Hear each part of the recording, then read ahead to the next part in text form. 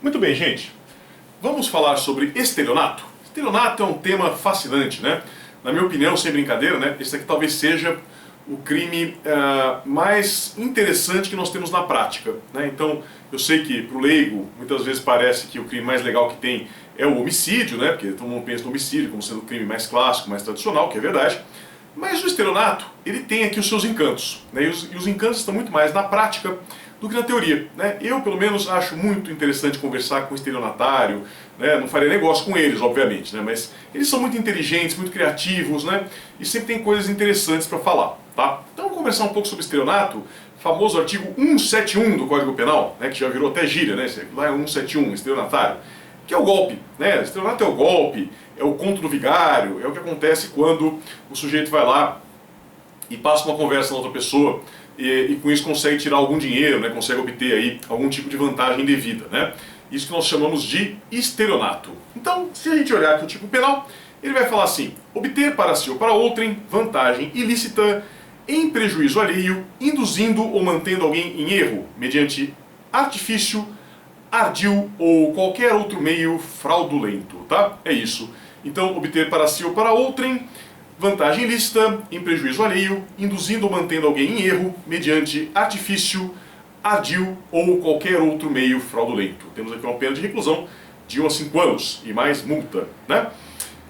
Então, gente, vamos primeiro entender exatamente, né, o que diz esse tipo penal. Então, o que significam todos esses verbos, todas essas palavras que aparecem nesse tipo penal e como que isso vai nos influenciar aqui nesse nosso estudo sobre estelionato. Então, veja, né? Primeira coisa que ele fala, né, que é induzir a vítima em erro. Então, o que é isso?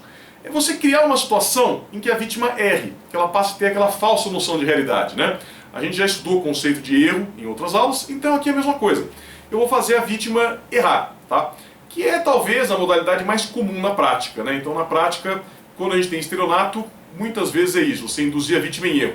Então, você vai chegar lá para a vítima e contar uma história bonita, falar, olha, eu estou aqui representando o governo federal, né, você vai ganhar aqui 5 bilhões de reais de indenização, não sei o quê, e naquilo tudo é uma mentira, né, para que a vítima abra o bolso e acabe te dando algum dinheiro, né. Então por isso que a gente vai ter aqui essa ideia de induzir, né. Induzir em erro é criar o erro, fazer com que a vítima erre. Então como eu disse, o mais comum, a vítima está inocente, está tudo tranquilo, tudo bem, e o estelionatário lá muito pilantramente, muito safadamente, faz com que ela entre em erro, tá?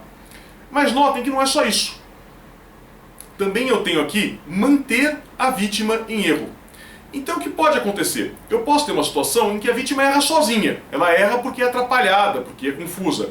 Ela acaba errando, né? Então ela pressupõe alguma coisa que na realidade não existe. E você, dolosamente, né, vamos lembrar que o estelionato é sempre um crime doloso, não tem modalidade culposa aqui, você dolosamente percebe que a vítima se enganou, que a vítima está em erro e aproveita, fomenta aquele erro. Então pode ser isso, né? Então, de repente, a vítima vai lá, procura o cara e fala: o senhor é aquele fiscal para quem eu tenho que pagar 5 mil reais, né? O cara percebe que ele não é fiscal, sabe que ele não é fiscal coisa nenhuma, mas ele quer ganhar 5 mil reais e fala assim: sou eu mesmo. E aí ele recebe aquele dinheiro. Então vai ser estelionato da mesma maneira, tá? Então observem isso, que para eu cometer estelionato, eu não preciso necessariamente provocar o erro. Eu posso me aproveitar de um erro que já existe. Eu aproveito de uma situação em que a vítima já errou sozinha e a partir daí eu tenho aqui esse estelionato, tá? Isso é muito importante.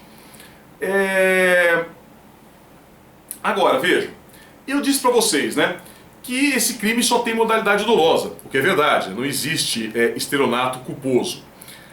Então como que seria se a gente tivesse um estelionato culposo, né? Então a pessoa vai lá e aplica um golpe sem querer, né? Isso é possível, né? Será que eu consigo aplicar um golpe sem querer? Até dá, gente, né? Se vocês colocarem as cabeças criativas de vocês para pensar, vocês vão lembrar de situações, né, de casos em que a pessoa erra sozinha e a outro indivíduo que está lá envolvido naquela relação não percebe que houve um erro. Ele acaba mantendo a vítima em erro, né, mas sem querer, né, sem dolo. Então pode ser isso. Imaginem vocês, né? Eu sempre me lembro, uma vez que eu estava na sala dos professores de uma faculdade que eu trabalhava, apareceu um aluno lá e falou assim: professor, tinha uns 15 professores lá, né? Os 15 viraram a cabeça e olharam. Porque a gente que é professor já está acostumado a ser tratado por professor. Então você ouve o professor, você olha, o que é, né? Não. é mais ou menos isso, é quase como se chama o nome, né? Eu acho que eu respondo mais fácil se me chamar de professor do que se me chamar pelo meu próprio nome. Porque a gente acaba ficando condicionado a isso, né? Isso que acaba acontecendo na maior parte das vezes. Então, pode acontecer isso, né? Vamos pensar esse exemplo do professor. Chega alguém e fala assim, professor, vai lá falar comigo. Eu sou professor, né? Eu olho para a pessoa e não sei muito bem quem que é, não sei exatamente de quem se trata. Mas até aí, gente, eu tenho, assim, em média, para vocês terem uma ideia, né, uns 500 alunos por semestre. Então, não dá para lembrar de todo mundo, né? Eu até tenho boa memória, costumo lembrar os meus alunos, né? Vocês aí que são meus alunos sabem disso, normalmente eu lembro do nome, lembro do apelido, lembro de alguma característica, né? Se é corintiano, se é civilista, eu costumo guardar todas essas coisas. Mas às vezes não dá, né? Às vezes vem a pessoa que eu olho e dá aquela tela azul, né? Eu falo, quem que é essa pessoa? Quem que é esse indivíduo, né?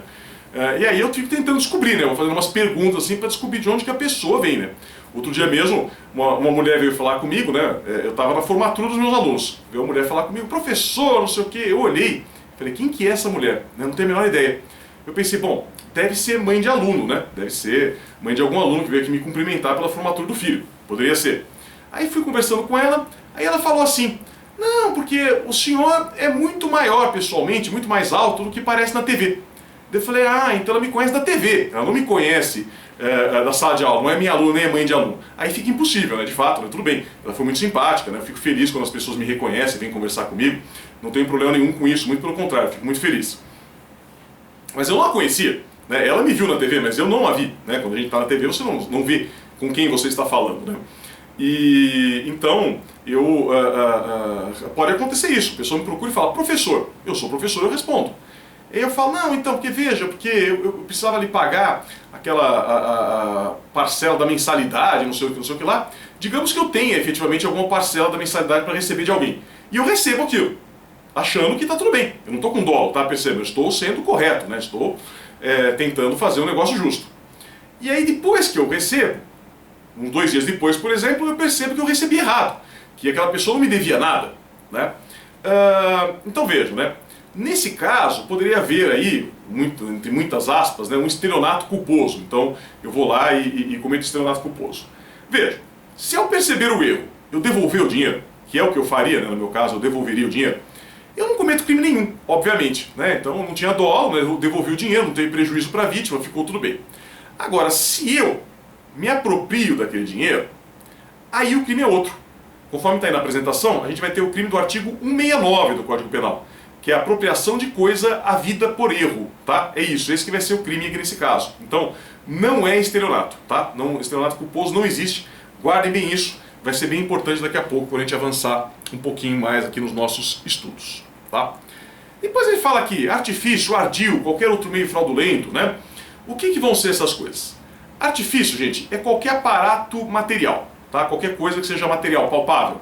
Então, pode ser, por exemplo, né? Conto do bilhete premiado. Então você já deve ter ouvido falar nessa história, né?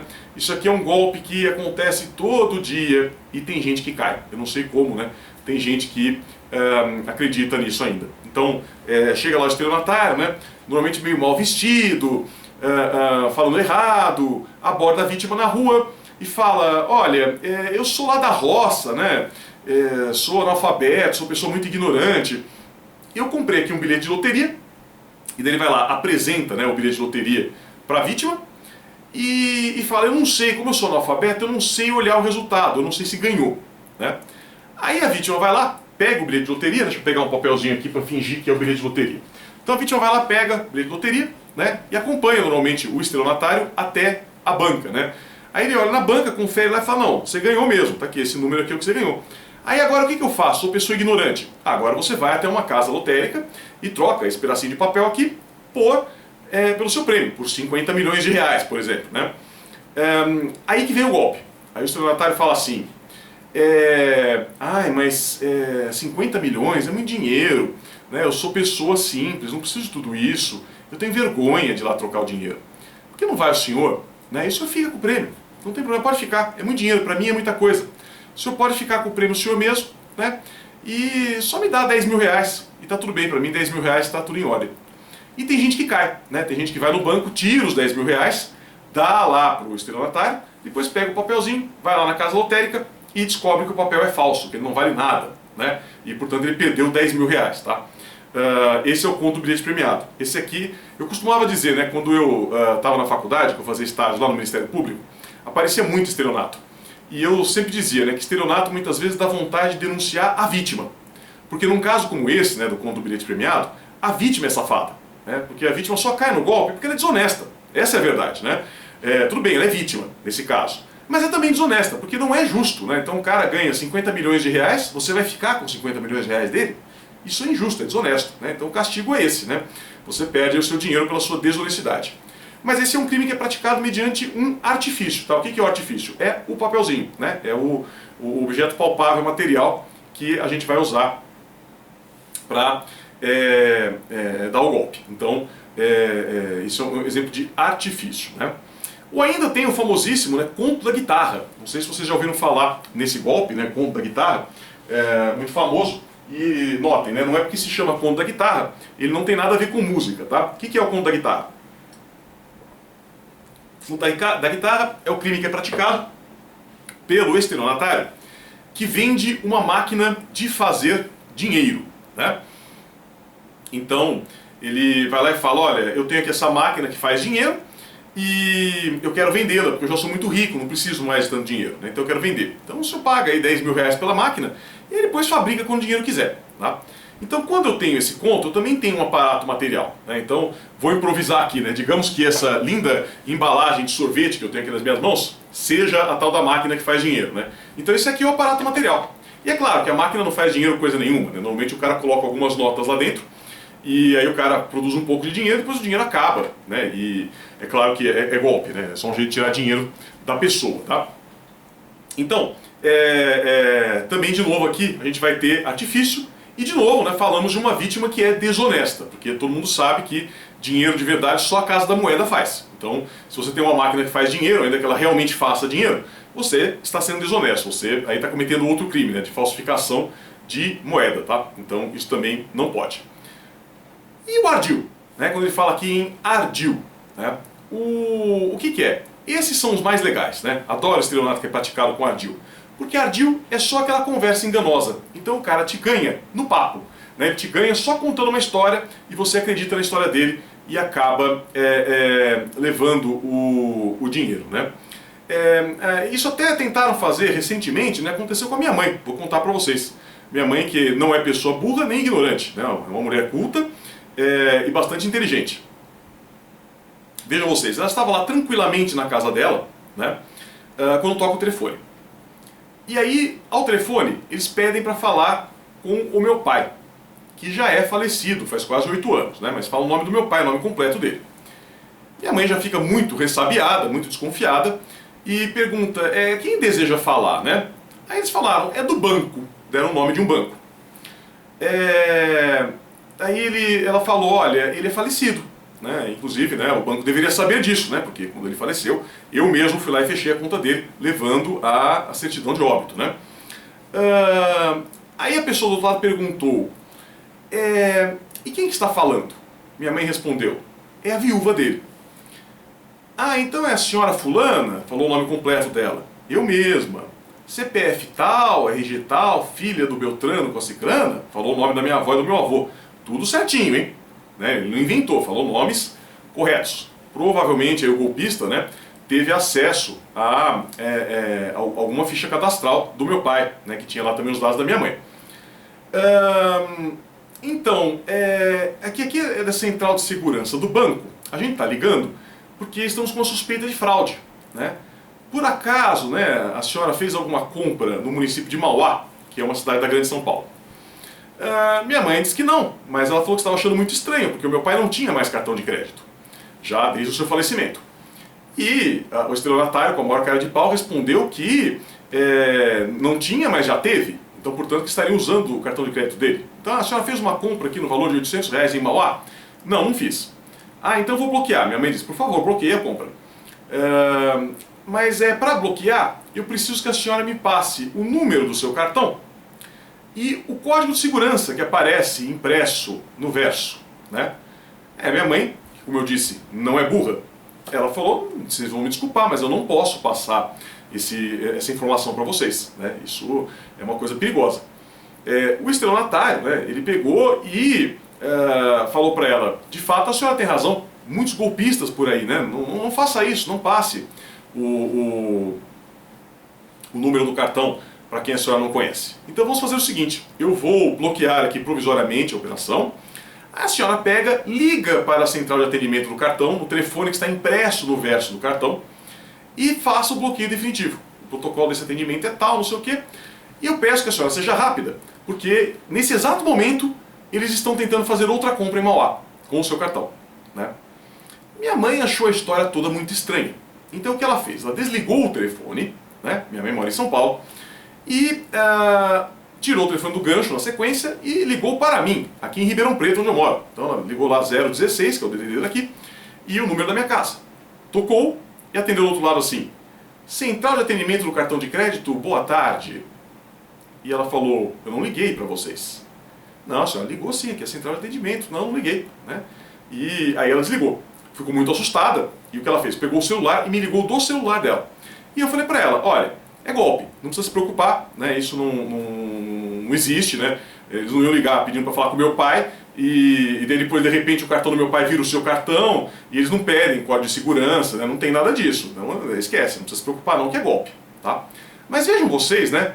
O ardil, ou seja, a conversa enganosa que foi usada aqui nesse caso, né? Os caras são profissionais, eles sabem fazer o negócio. Porque minha mãe não caiu, gente, por duas razões, que vocês já perceberam. Ela não caiu porque, primeiro, pediu para falar com meu pai. Se tivesse pedido para falar com ela não ficaria tão desconfiada. E, segunda coisa, porque ela, em vez de ligar para o banco, que é o que a grande maioria das pessoas faria nessa situação, ligou para mim. Porque eu sou advogado, ela ficou preocupada, achou melhor falar com o advogado da família antes de tomar qualquer providência, né? Então, foi isso que aconteceu, né? Se tivesse pedido para falar com ela e ela não ficasse desconfiada, ela ligaria e cairia no golpe. Ah, e como que eles fizeram isso, né? Como que eles fizeram ela ligar para mim e cair lá para eles? Eu não sei, mas eu imagino que tenha sido o seguinte, vamos lembrar que foram eles que ligaram para ela no primeiro momento, né? Então eu acho que quando ela desligou o telefone, eles seguraram a linha. Quando ela tirou o gancho do fone de novo, eram eles que estavam do outro lado. E aí eles simularam, né, o tom de descagem, ela discou o número da minha casa, simularam que estava tocando e, entre aspas, atenderam o telefone lá. Deve ter sido isso que aconteceu, tá? Mas é um belíssimo golpe, né? Difícil de escapar, difícil de não cair. As pessoas caem mesmo, né? Isso, não tem como isso não acontecer. Eu até me lembro que teve uma vez, né, que foi uma namorada que eu tive, isso já faz alguns anos. E ela me ligou, né, que a tia dela recebeu um telefonema, né, dizendo que ela ganhou uma ação, que ela ia ganhar não sei quantos mil reais, mas que precisava pagar para receber. Né, você tinha como eu ver isso. Eu falei para ela, olha, isso não existe, né, pagar para receber na justiça não tem isso. Você pode ter, às vezes, custas, alguma coisa assim, mas eles já vão deduzir isso do valor que você vai receber. Né, você não precisa pagar para receber, isso não existe. Eles deram um telefone fixo de São Paulo, né, DDD 011, que seria lá do lugar que cuida disso. Eu falei, não, tudo bem, deixa que eu ligo, eu tenho certeza que é golpe, mas deixa eu ligar que vai ser divertido, né? Deixa eu ver como é que é. Então liguei lá pro número. Ah, sim, um detalhe, ela já tinha me dito, a minha ex-namorada, ela falou que tinha lá uma tia dela, outra tia, que trabalhava na época na Telefônica, né? Que hoje não se chama mais assim. E ela foi lá no computador da Telefônica, jogou aquele número e descobriu que ele estava ligado lá no bairro do Capão Redondo, né? Extremo da Zona Sul de São Paulo. Que eu achei super estranho. Né, um lugar estranho para ter aí alguma coisa de justiça, né? Mas enfim, liguei lá, atende do outro lado. Tribunal de Justiça, boa tarde. Eu falei, ah, tá bom, né? Tribunal de Justiça. Tribunal de Justiça, vocês sabem, né, que fica lá em São Paulo, na Praça da Sé, na Praça Clóvis Bevilacqua, lá da Catedral. Não é no Capão Redondo. Então eu já tive certeza absoluta que era golpe, né? Aí eu falei, boa tarde, eu queria falar com o Dr. Mário, foi o nome que deram. Ah, um momentinho que eu vou transferir a ligação. Tocou lá uma musiquinha, transferiu lá pro tal Dr. Mário. Aí o Dr. Mário lá atendeu, né? Aliás, atendeu um outro, falou assim, boa tarde, eu queria falar com o Dr. Mário. Ah, só um momentinho, né? Dr. Mário, ligação para o senhor, linha 2. Aí atendeu lá o tal Dr. Mário. Né? Veja o grau de detalhe que eles fazem, né? Por isso que eu falo que é um crime legal, porque eles são muito inteligentes. Não, eu tô ligando aqui em nome da dona fulana, né? Parece que ela ganhou uma ação. Ah, é isso mesmo, ganhou. E aí, como que é isso? Ela precisa pagar para receber? Ah, precisa. E eu falei, a título de quê que é esse pagamento? Né? Ela vai pagar o quê? Que taxa do quê?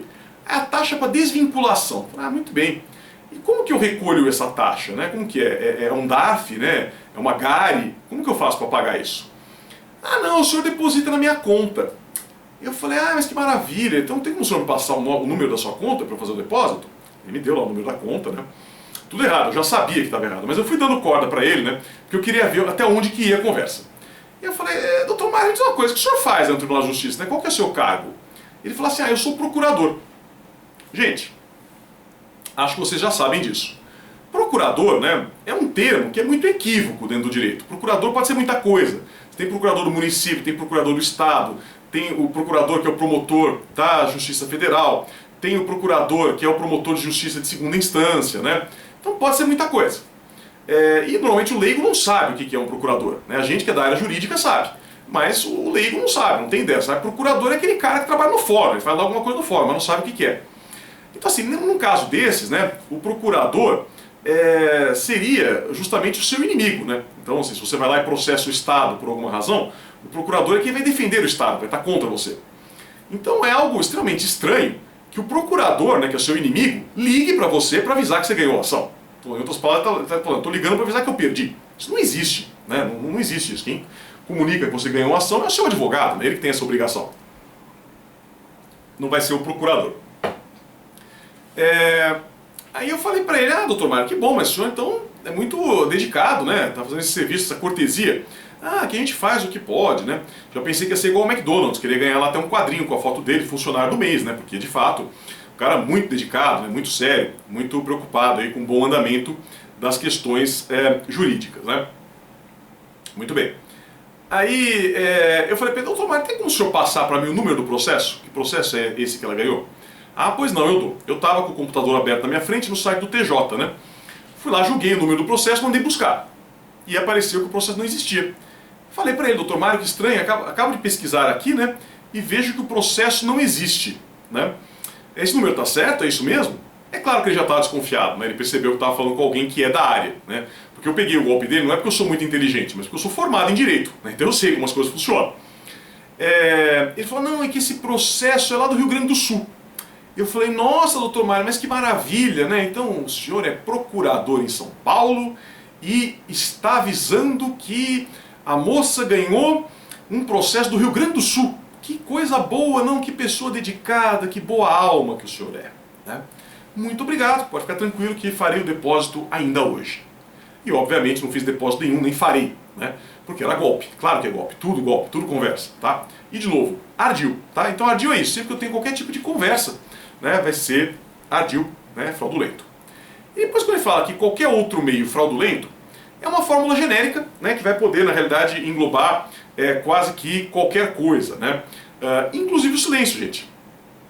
Vocês vejam, né, que você ficar em silêncio pode ser uma situação que gera responsabilidade penal, né? Você para cometer crime não precisa necessariamente falar alguma coisa, né? Ficar em silêncio pode ser.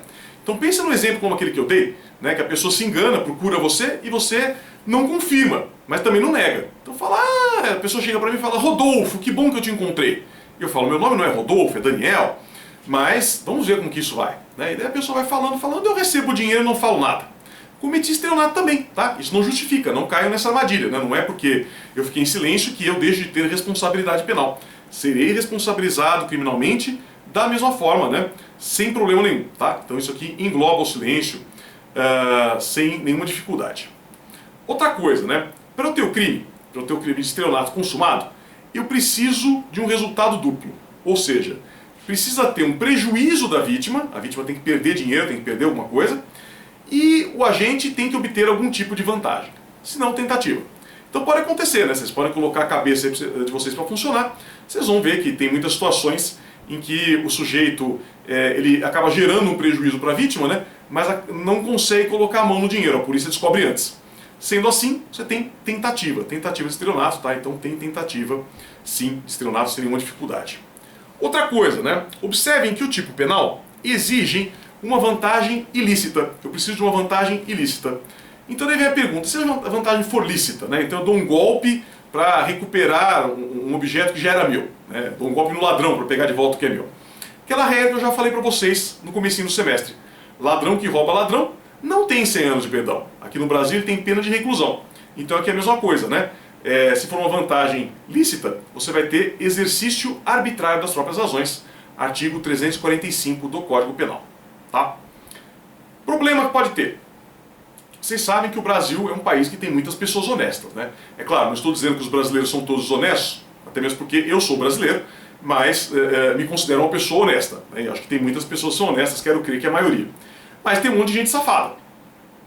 Então, o que pode acontecer eventualmente, né? Eu posso ter uma situação em que está um tentando, né, enganar o outro, simultaneamente, que é o que a gente chama de fraude bilateral. Então imagine você, por exemplo, né, que o cara vai lá e vende uma máquina de fazer dinheiro, está aplicando o golpe da guitarra, que eu falei para vocês agora há pouco. E o outro que compra a máquina paga com cheque sem fundo, que também é estelionato, conforme a gente vai ver daqui a pouco. Então o que acontece? Os dois são sem vergonha, né? Um enganou o outro. E aí vocês podem ficar com essa dúvida, né? Será que vai ter compensação de culpa? Então será que pelo fato dos dois estarem fazendo coisas erradas, né, a gente vai ter aqui alguma diminuição de pena ou até mesmo exclusão do crime? Não, né? Pare com essa mania civilista, né? Que civilista que gosta dessas coisas, de compensação de culpa, né, de culpa concorrente. Em direito penal não tem isso. Então você tem dolo, você tem culpa, você vai ser responsabilizado. Não importa se a outra pessoa vai ter dolo ou culpa também, né? Você vai ser responsabilizado porque você está errado, você está fazendo uma coisa errada. Então você vai ter responsabilidade penal nesse caso, de qualquer maneira, tá? Então, se eu vendo uma máquina de fazer dinheiro e o outro me paga com cheque sem fundo, nós dois seremos responsabilizados por estelionato, né? E obviamente não é concurso de agentes, né? O concurso de agentes tem que ser os dois combinarem para aplicar o golpe numa terceira pessoa. Aqui não, é só estelionato para os dois mesmo, tá bom? Outra coisa, né? Cuidado, gente, com cassino clandestino. Cassino clandestino, em princípio, né, vai ser crime previsto no artigo 50 da Lei das Contravenções Penais. Então se eu vou lá, monto um cassino lá com roleta, né, com todas essas coisas, em princípio eu não cometo crime de estelionato, eu cometo contravenção penal. Porém, observem que cassino clandestino pode ser estelionato sim. E quando vai ser estelionato? Quando eu tenho, de alguma maneira, né, aquele jogo viciado. Então eu tenho aí um jogo que não está acontecendo como deveria, né?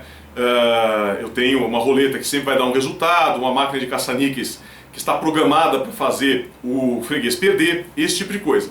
Aí eu vou ter também estelionato, né? Vou ter crime de estelionato, porque não deixa de ser um artifício aí fraudulento, tá?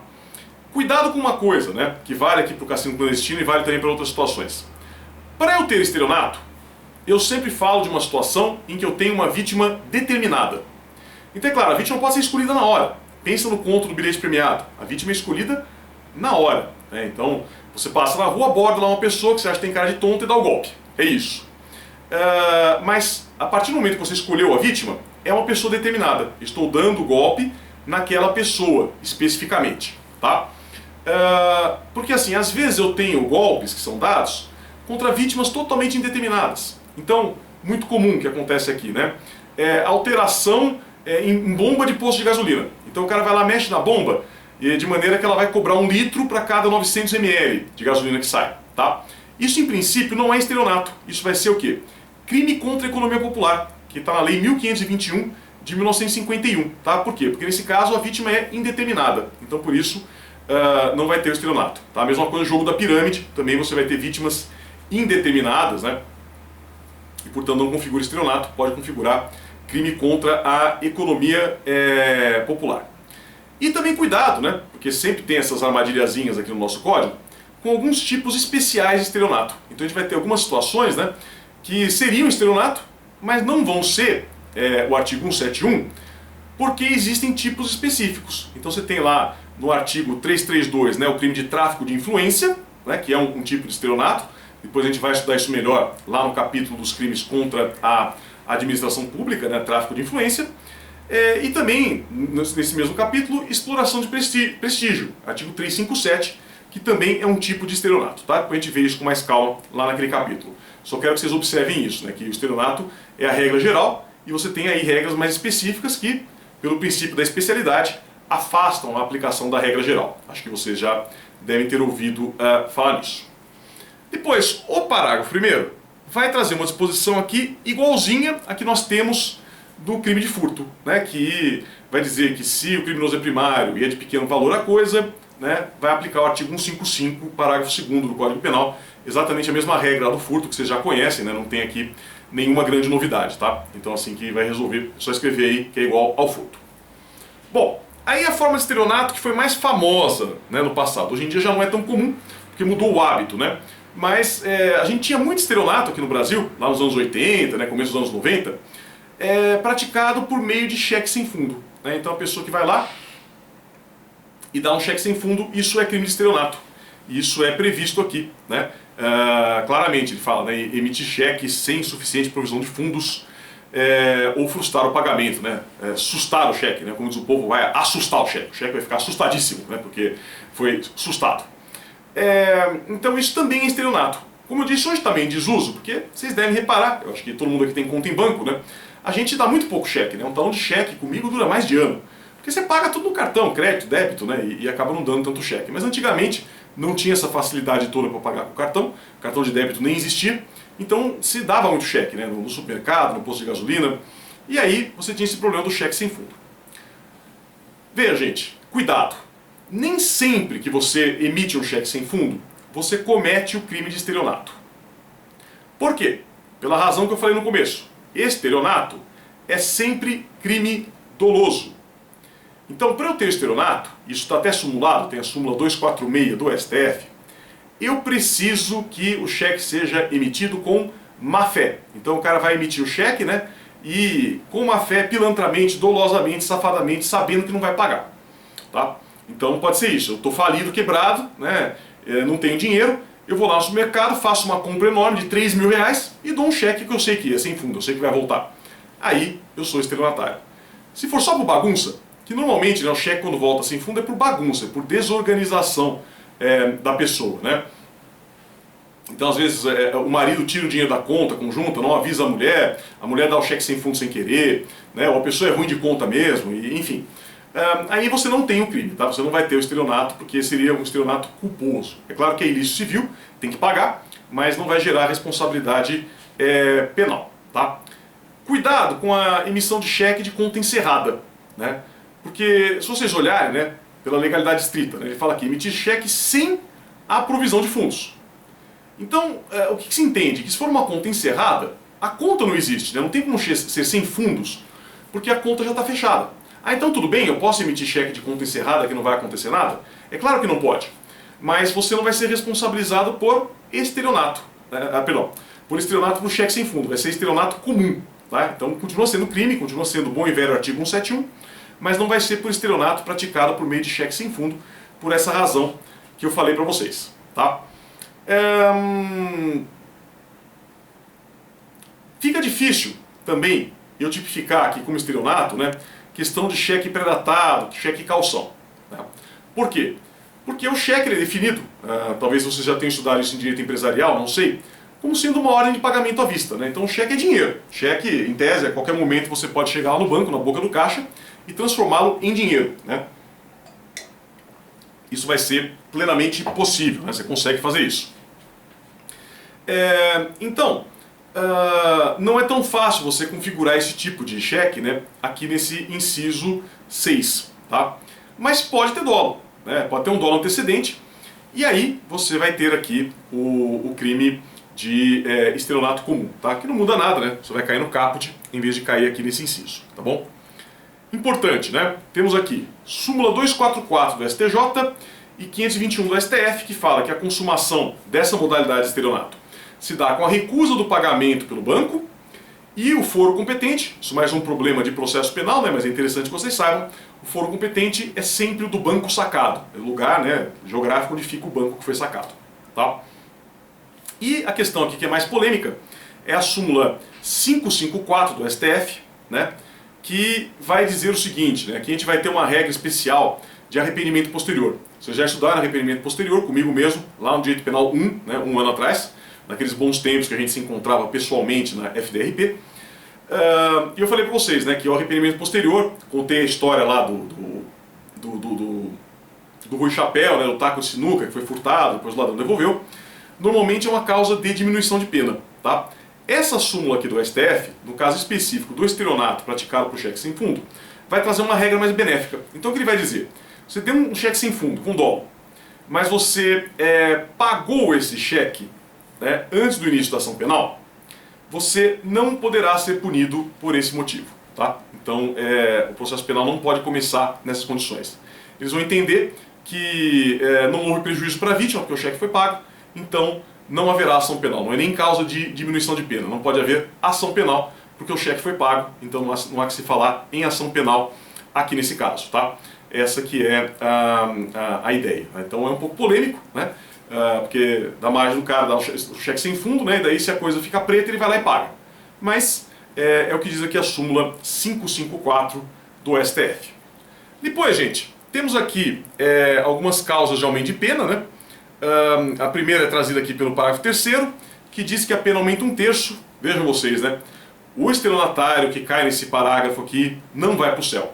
Esse vai arder no mármore do inferno. Porque quando que aumenta a pena 1/3? Se for em detrimento de entidade de direito público ou instituto de economia popular, assistência social ou beneficência, né? Então, de fato, né, um cara desses ele não pode ir para o céu, né? Ele vai ser punido com rigor aqui na terra, pena aumenta 1/3, e também, né, vai ser castigado lá por Satanás. E aí tem outra súmula, súmula 24 do STJ, que diz que também vai aplicar a pena se for contra a autarquia previdenciária. Tá? Então equipara a autarquia previdenciária a essas outras instituições que aparecem aqui. E outra causa de aumento de pena, que também o cara que faz isso não vai para o céu, é o estelionato contra idoso, né? Que vai dizer que a pena dobra se for praticado contra idoso. Isso foi acrescentado depois pelo Estatuto do Idoso. Tá? Então a gente tem isso. Gente, por fim, para terminarmos esse assunto do estelionato, tá? Uma coisa importantíssima, tá? Importantíssima por quê? Porque é muito atual, acabou de mudar. Foi inovação trazida pelo pacote anticrime. Então o pacote anticrime mudou muita coisa no Código Penal, né? Eu já estou dando as aulas atualizadas para vocês, com todas as novidades que aparecem. E uma delas foi que eles acrescentaram um parágrafo 5º aqui no estelionato que não tinha antes. Então cuidado com a sua legislação desatualizada. Se o seu código é 2019, 2018, ele não tem esse parágrafo 5º, tá? Que ele mudou aqui a questão da ação penal. Porque o estelionato, tradicionalmente, sempre foi um crime de ação penal pública e incondicionada. Sempre foi isso. Então acontecia o estelionato, o promotor poderia iniciar a ação penal sem nenhum problema, né? Isso era permitido. E agora, né, ele virou um crime de ação penal pública condicionada. Então o que diz o parágrafo 5º? Que somente se procede mediante representação do ofendido. Tá? Então, em princípio, estelionato só vai ter ação penal se o ofendido fizer a sua representação. E aí ele traz aqui algumas exceções, que não há interesse em vocês decorarem, né, que está na lei, mas só para saber. Então, se a vítima for administração pública direta ou indireta, né, criança ou adolescente, lembrando que criança é até 12 anos, adolescente até 17, pessoa com deficiência mental, ou maior de 70 anos, ou ainda pessoa que é incapaz, aí a gente vai ter ação penal pública incondicionada como era antes, tá? Então, muito cuidado com isso. Observem também, né, que eles não usam aqui o conceito legal de idoso. Porque idoso, nos termos do Estatuto do Idoso, que inclusive o que gera o aumento de pena, que aparece lá em cima no parágrafo 4º, é quem tem mais de 60 anos. Aqui eles falam maior de 70 anos. Cuidado, tá? Diferença aqui. E outra coisa que é importante, né, é que isso aqui é retroativo, porque é uma norma que é mais benéfica para o réu, né? É claro que é melhor para o réu ter ação penal pública condicionada do que ter ação penal pública incondicionada. Então retroage, isso aqui não vale só a partir da vigência do pacote anticrime, né, que é janeiro de 2020. Vale para estelionato que aconteceu em 2019, 2018, 2017, né, ele vai retroagir. Só que não vale, retroativamente, para os casos em que já tiver sido ofertada a denúncia. Caso em que o promotor já ofereceu a denúncia, que é a petição inicial do processo penal. Tá? Por quê? Porque aí eu tenho um ato jurídico perfeito. Cuidado com isso.